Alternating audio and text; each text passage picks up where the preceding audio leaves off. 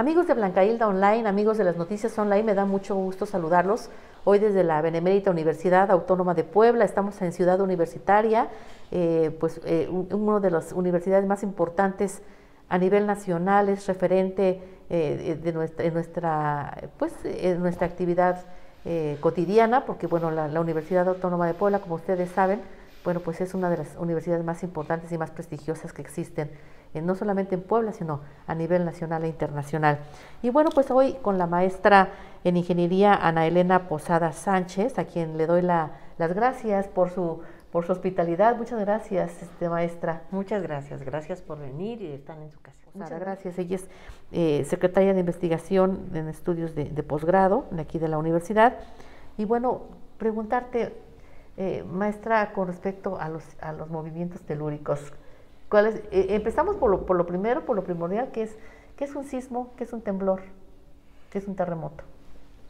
En realidad, todos los movimientos que se generan a través de la Tierra es a lo que denominamos sismos, ¿sí?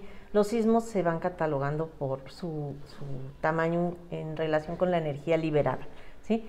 Normalmente le llamamos terremotos cuando son de magnitudes muy grandes, de magnitud 7 en adelante. La medida de qué tan grande es, la medida más objetiva, es la magnitud, que nos habla de cuánta energía se libera en un evento, ¿sí? Son eventos sísmicos y normalmente cuando hablamos de terremotos son de magnitud mayor a 7. ¿Sí? Entonces un sismo y un temblor es prácticamente lo mismo. Sí, de hecho hay pequeños eventos, temblores, podemos llamarle así, generados incluso por el paso de un camión, por ejemplo, ¿no? En un puente cuando sentimos que vibra, ¿no? Claro, o en oficinas o en centros comerciales, ¿verdad? Se siente un temblorcito. Okay. Así es. Entonces, los eventos sísmicos en realidad son los generados por distintos tipos de fuentes. Incluso el ser humano detona eventos sísmicos, por ejemplo, con pequeñas explosiones, ¿no? Cuando hace para explotar roca de una cantera, por ejemplo, cuando colocan explosivos, pues genera pequeños temblores, ¿no? ¿Cuáles son los mitos y cuáles son las realidades de los sismos? Bueno, hay muchas teorías sobre cuándo va a temblar, ¿no? O sea, desde que los perros ladran cuando va a temblar, desde que en cierta temporada del año hay más temblores. Lo cierto es que los sismos son resultado de la acumulación de energía entre fronteras de las placas tectónicas, ¿sí? También hay sismos volcánicos que son una consecuencia de ese movimiento en el interior de la Tierra, ¿no? Pero en general los eventos sísmicos se van presentando en el momento en que la frontera entre dos capas, que hay distintos tipos de frontera, entre dos placas tectónicas, se rompe, digamos, se libera la energía. Yo les pongo a veces, cuando platico con los muchachos, les digo, a ver, con un palito vamos a romperlo. Y conforme lo vamos doblando, empieza a sentirse como que cuesta más trabajo.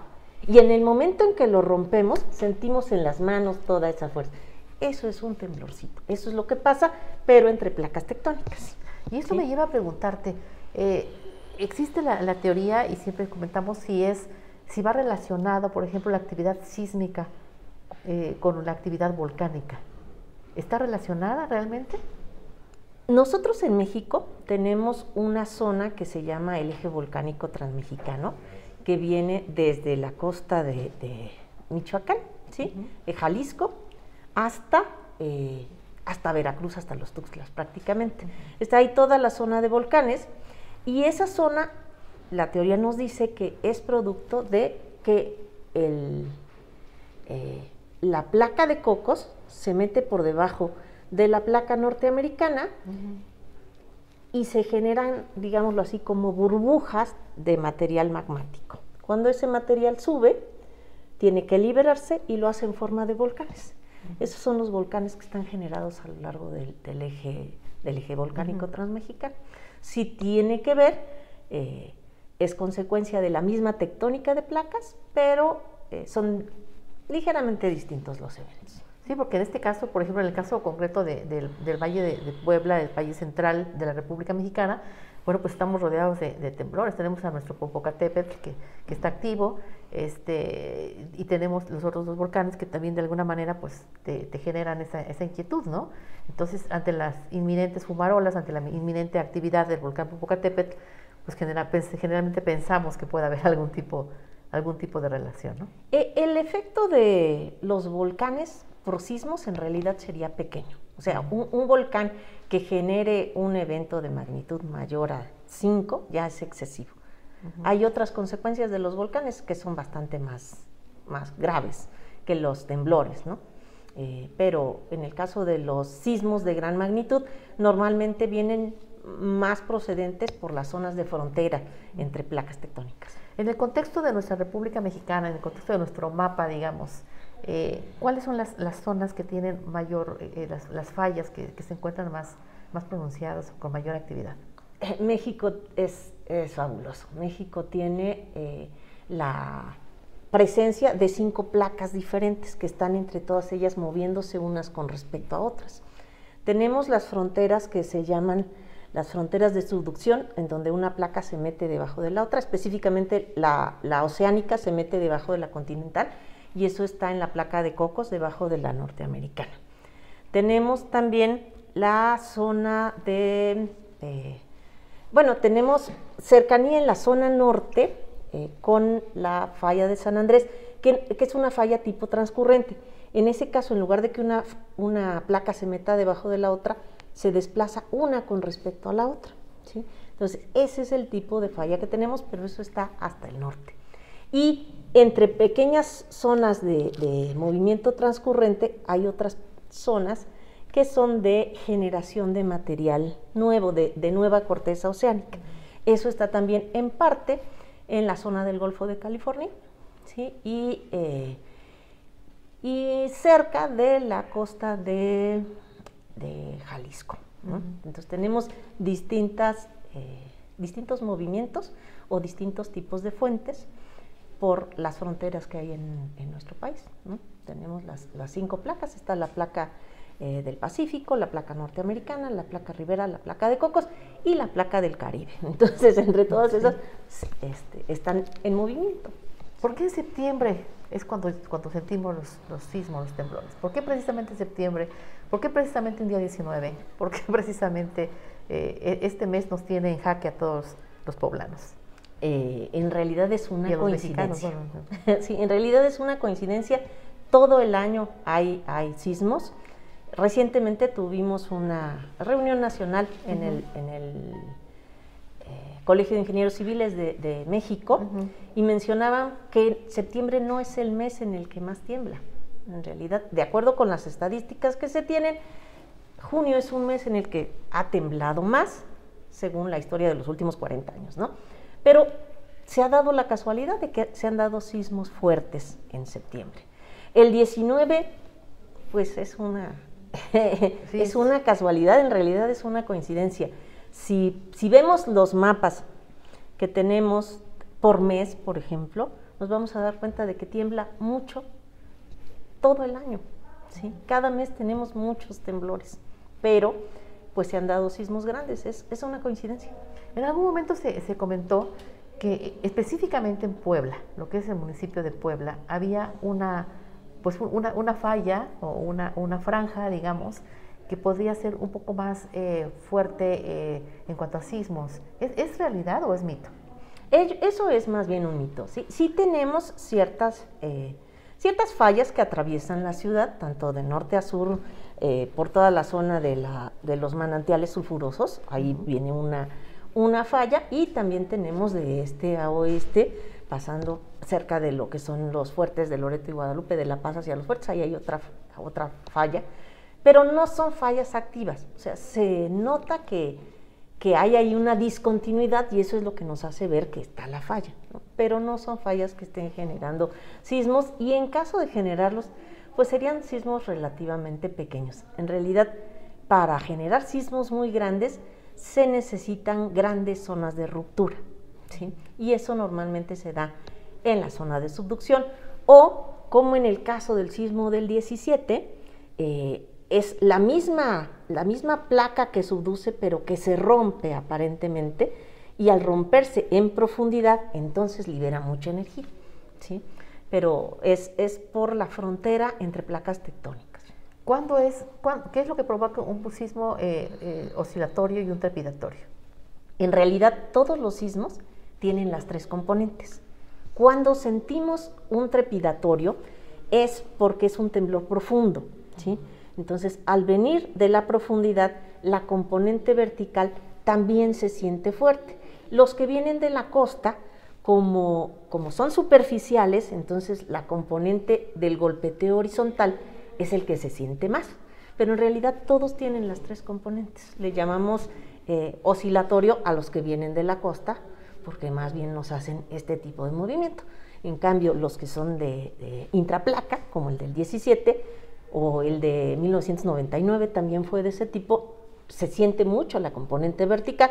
Incluso recuerdo mucho que en ese evento la gente del campo decía que la tierra hervía, porque se veía que saltaba en ese sismo, ¿sí? Entonces es cuando se dice que es trepidatorio, pero en realidad todos tienen las tres componentes. O sea, cuando tiembla de alguna manera con todos esos movimientos, es tanto que oscilatorio como trepidatorio, ¿no?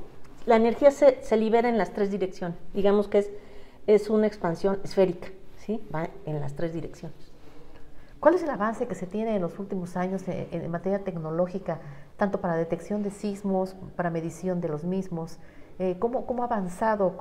Que está muy monitoreado, tanto los volcanes como en este caso las placas, ¿no? Se tiene muy monitoreado ya, hay equipamiento muy sofisticado, cosa que antes no existía, por supuesto. Entonces, ¿de qué manera ha avanzado la tecnología en ese sentido?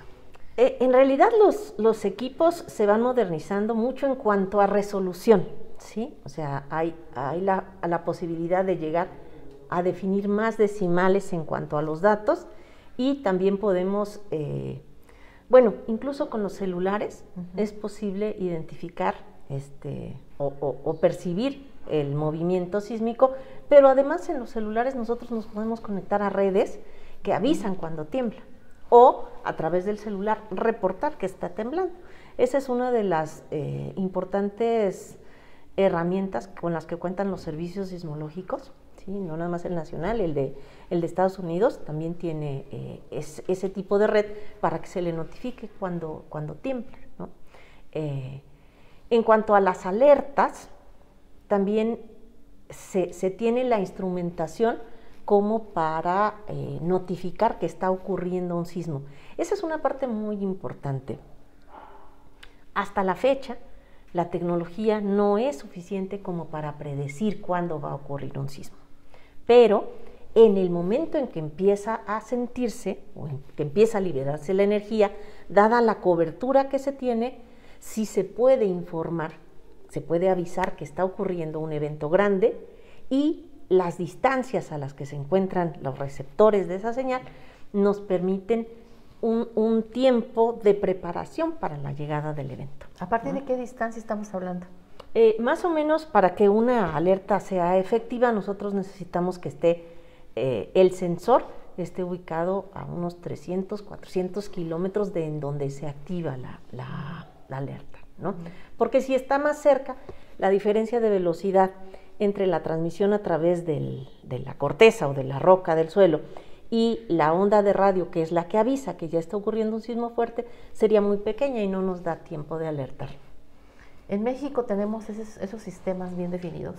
Sí, sobre todo, en realidad se tiene identificado que hay una zona de la costa de Guerrero que se conoce como la brecha de Guerrero, en la que existe el potencial de que haya un sismo grande. Eso fue desde antes del sismo de 85, ¿sí?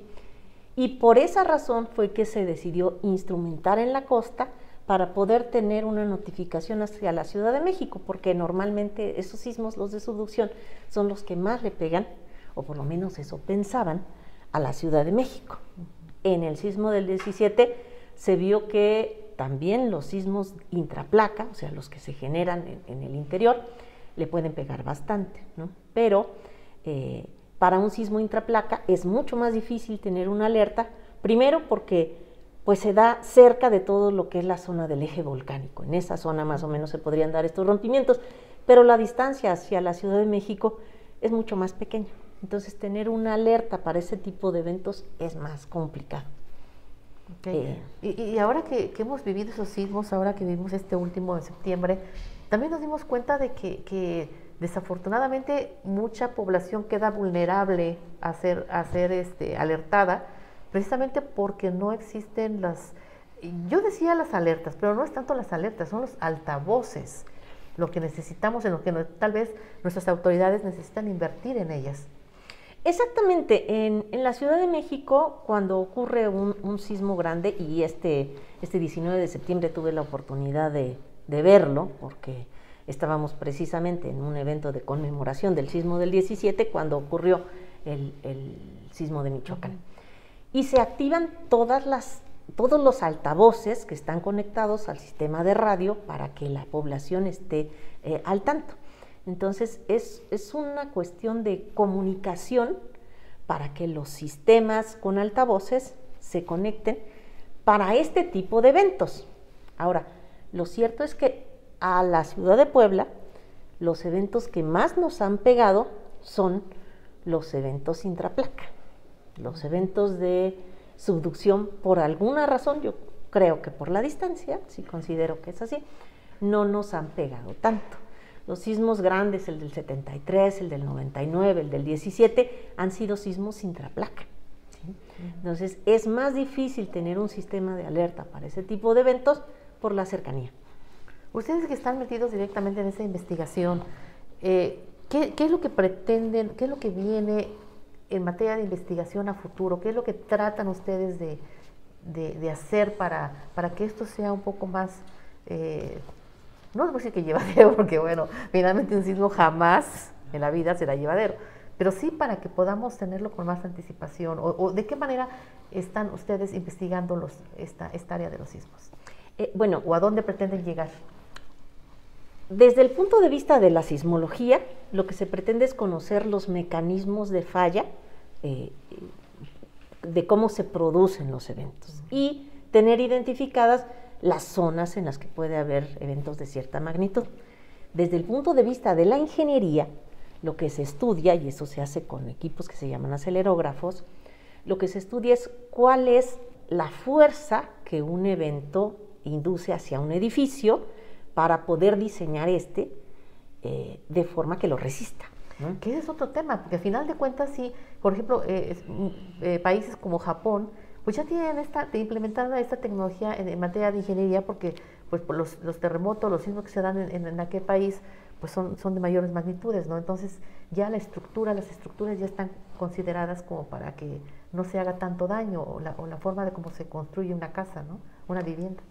Hay una cuestión muy interesante aquí en México. Necesitamos normatividad específica por regiones, ¿sí?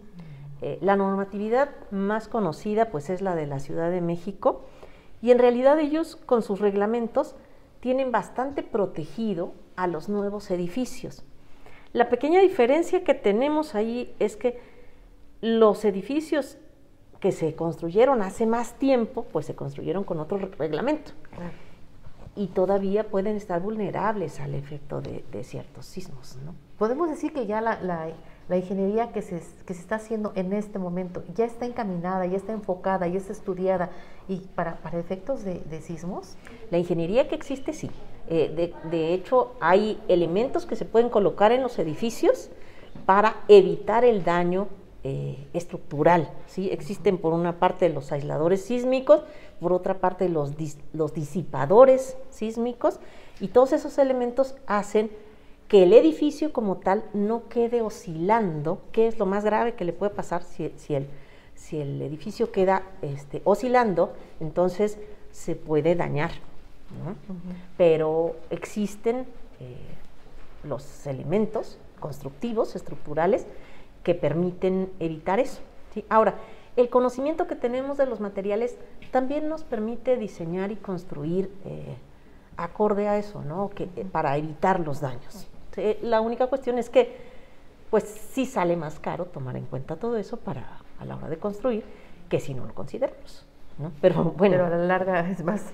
a final de cuentas es salvar vidas, ¿no? Claro, el tema es salvar vidas.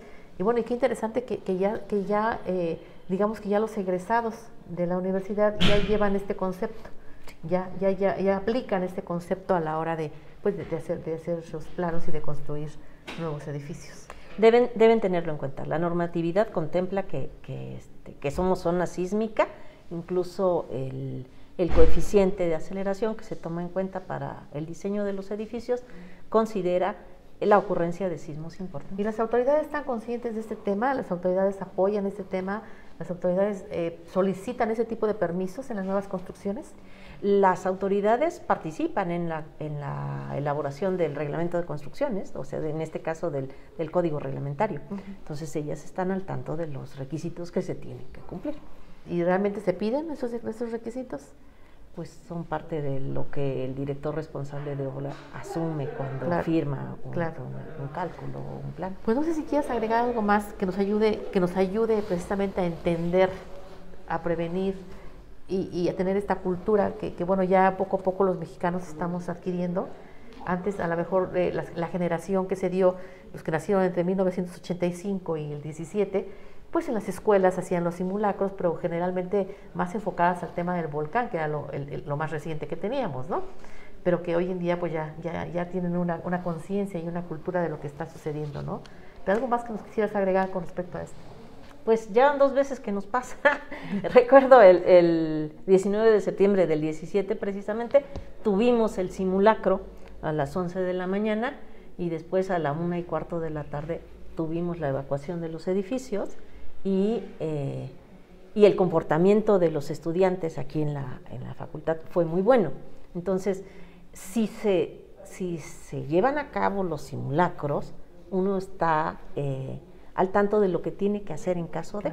Ahora, en el evento del pasado 19, también se llevó a cabo el primer simulacro, regresó todo el mundo a su lugar y en el evento se salió en orden. Entonces, yo creo que, sobre todo en lo que hay que trabajar siempre y lo que hay que reforzar, es la cultura de la prevención, ¿sí? Como les decía, no podemos nosotros saber cuándo va a ocurrir un sismo grande, pero sí podemos prevenir y sí podemos estar preparados para saber qué hacer en caso de. Y sobre todo una dinámica en casa, en corto, el tener nuestros documentos, ahora ya en USB, a lo mejor ya no en físico.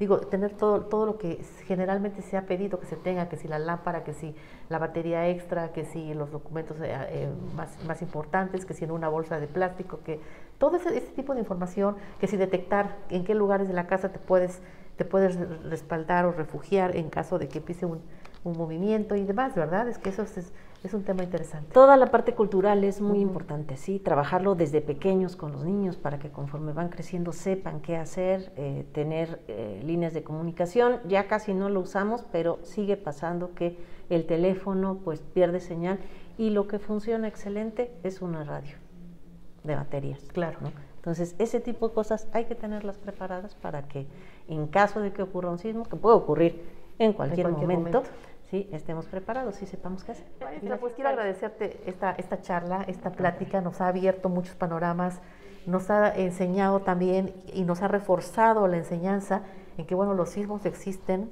la Tierra está en constante movimiento, no lo podemos evitar, solamente hay que estar preparados y, bueno, ustedes en temas de investigación, que son los que llevan la batuta, son los que van marcando la pauta, son los que nos van informando qué se debe hacer en cada caso. Claro, para eso estamos nosotros. Nuestra función es investigar y dar a conocer los resultados de lo que vamos encontrando, ¿no? Para que la gente esté preparada, ¿sí? Y que tengamos herramientas o elementos con que atender a las inquietudes muy válidas que siempre tiene la sociedad, ¿no? Pues muchas gracias a la maestra en Ingeniería Ana Elena Posada Sánchez, quien es secretaria de Investigación de Estudios de Posgrado, y gracias a la Benemérita Universidad Autónoma de Puebla por esta oportunidad de platicar de este tema tan interesante para nosotros y que parece, maestra, que de repente pasa septiembre, nos olvidamos y hasta el próximo septiembre nos volvemos a acordar y nos volvemos a preocupar por un movimiento. No, por eso es importante que haya simulacros a lo largo del año, ¿no? Sí, Nada no más solamente el septiembre, 19, ¿verdad? Sí, claro. Porque aparte Sí. todo trae mala suerte. Pues muchas gracias. Muchas Gracias por su atención, amigos, y bueno, seguimos en contacto, seguimos en comunicación con temas como este, que nos ayudan, que nos enseñan, sobre todo, a tomar y a prevenir las cosas. Muchísimas gracias. Gracias a ustedes. Gracias, amigos.